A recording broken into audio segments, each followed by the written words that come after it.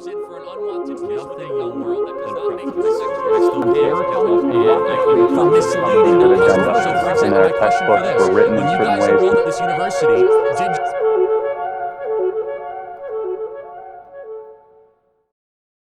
Hey, dude, did you hear that guy, Charlie Kirk, got shot in the neck by some guy who hated him?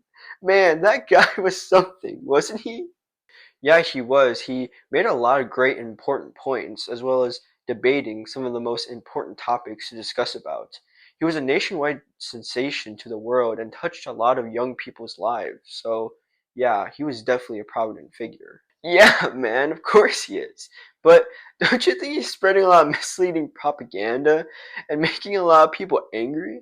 Aren't we supposed to just talk to each other, be happy and complacent with our ideas? He's been making people disagree with him so many times. I mean, how can you not hate the guy? What do you mean?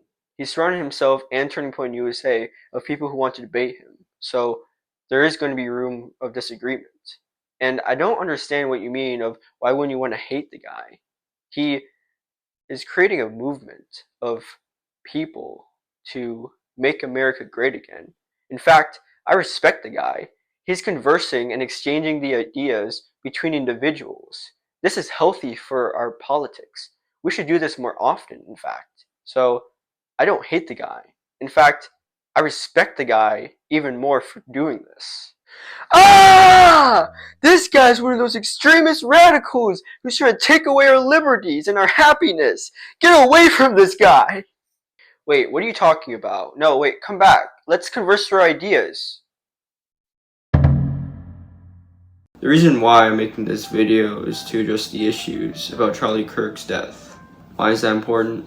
Our generation is the people who advocate for Charlie Kirk, and then the people who are relieved of Charlie Kirk's death.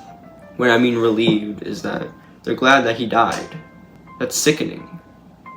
That's disgusting. That's not what our country should be relieved of. It should be about having a debate in reasonable and neutral settings. We should be able to have a conversation with one another and not hate each other. If you have a conversation with someone, neither of you should hate each other, but should respect one another through the conversing of ideas. The viewpoint Charlie Kirk made basically his whole career about was to be a follower of Jesus. I watched this one video where this guy talked about how the shepherd is to be killed and then his sheep scatter, which is, of course, you can see that relation into Charlie Kirk's last event at Utah when he got shot and everybody scattered. He points out that he predicted it a month before that event occurred, and then a month later it happened on September 10th. I want to try to address the issues that I think that makes sense to me, that maybe you can help me try to understand. At this point, I will be talking about the meat of my content, as well as the two groups that are as a result of Charlie Kirk's death. Two groups: the mentally unwell people and the foreign adversaries in the comment section that will basically spark contentions between the people who mourn Charlie Kirk's death, and that they will basically bring about strife and anger onto those people in the comment section on social media. Why do they do that? To polarize the country by Charlie Kirk's death, by using the comment section to affect other people's lives. Now, that should not affect people's lives. People should not even be on social media a lot in the first place.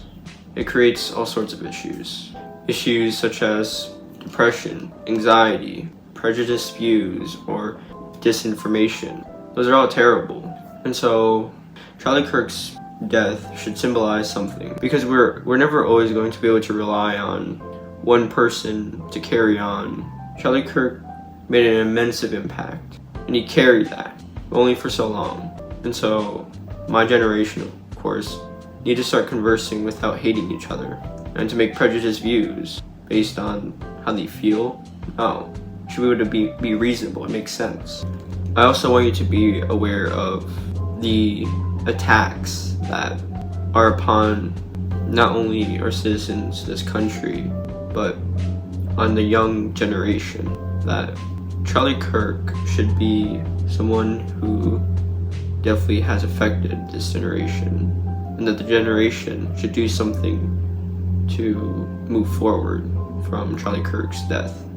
We of course should mourn over and remember his legacy. He says this country was built upon the Christian values, the Bible. Should we not try and carry that on as well, for the glory of God? I think so. Could I be wrong? Of course. But, of course, do your own due diligence. But I hope to have given some sort of valuable information out of this video. This is mostly for me, but I also hope to have made you aware of something valuable. I have nothing else more to say, but that we need change in this generation, and we need it desperately. One last moment of your time. Last year, I recorded this video, and I'm uploading it right now.